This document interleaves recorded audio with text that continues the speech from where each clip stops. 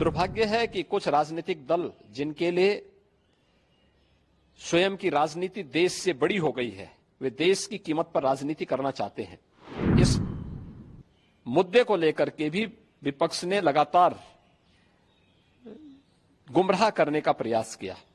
मुझे लगता है कि हमें प्रधानमंत्री मोदी जी के और भारत सरकार के इस सेना रिफॉर्म के अभियान के साथ राष्ट्रीय सुरक्षा को सर्वोपरि मानते हुए आगे बढ़ना चाहिए। किसी भी देश और समाज के लिए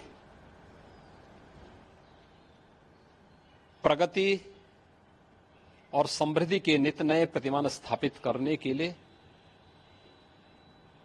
समय समय पर होने वाला रिफॉर्म अत्यंत महत्वपूर्ण होता है।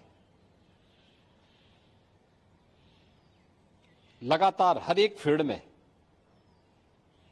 पिछले 10 वर्ष के अंदर बेहतरीन रिफॉर्म करके भारत की अर्थव्यवस्था को एक सम्मानजनक स्थिति में पहुंचाने और दुनिया की 5वीं बड़ी अर्थव्यवस्था के रूप में भारत को स्थापित करने के लिए प्रधानमंत्री मोदी जी के नेतृत्व में काफी कदम उठाए गए, रिफॉर्म किए गए। स्वाभाविक रूप से एक तरफ हम समृद्धि के नित नए सोपान छुएं, दूसरी तरफ अपनी राष्ट्रीय सुरक्षा को भी उतना ही महत्व देना होगा और राष्ट्रीय सुरक्षा को भी, चाहे वह सेना में, उनके साजो सामान में आत्मनिर्भरता के लक्ष्य को प्राप्त करने का कार्य हो या फिर सेना के आधुनिकीकरण से जुड़े हुए एक त्वरित निर्णय लेने की गति को आगे बढ़ाने का, सेना भी इस रिफॉर्म के साथ आगे बढ़ी है। आज अत्याधुनिक फाइटर विमान भारत की सेना के पास हैं। Defence manufacturing corridor Uttar Pradesh और तमिलनाडु में विकसित हो रहा है। उत्तर प्रदेश में ही हमारे डिफेंस कॉरिडोर में 6 नोड में हजारों करोड़ रुपए का निवेश आया है। भारत डायनामिक्स लिमिटेड का कार्य हो या फिर ब्रह्मोस मिसाइल बनाने की प्रगति, बहुत सारी ऐसी चीजें हैं जिसमें आज भारत ने एक लंबी छलांग लगाई है।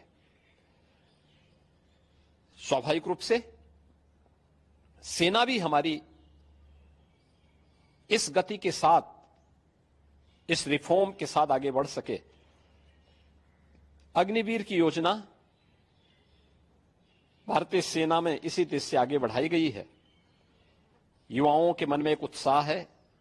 10 लाख अग्निवीर भारतीय सेना के अग्निपथ के मजबूत जवान के रूप में अपनी सेवा देने के लिए आगे बढ़ रहे हैं। नौजवानों में उत्साह भी है। दुर्भाग्य है कि कुछ राजनीतिक दल जिनके लिए स्वयं की राजनीति देश से बड़ी हो गई है, वे देश की कीमत पर राजनीति करना चाहते हैं। उनका काम ही है कि हर रिफॉर्म वाले कार्य को, हर प्रगति वाले कार्य को, हर समृद्धि वाले कार्य में टांग अड़ाना, अनावश्यक व्यवधान पैदा करना, गुमराह करना, भड़काने की बयानबाजी करना, और लगातार उनके द्वारा इस प्रकार के कृत्य किए जाते रहे हैं। और इस मुद्दे को लेकर के भी विपक्ष ने लगातार गुमराह करने का प्रयास किया।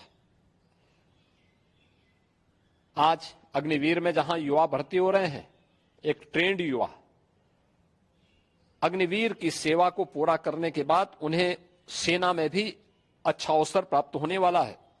पैरामिलिट्री में, सिविल पुलिस में और विभिन्न सेक्टर में भी उन्हें समायोजन करने के लिए व्यवस्था दी जा रही है।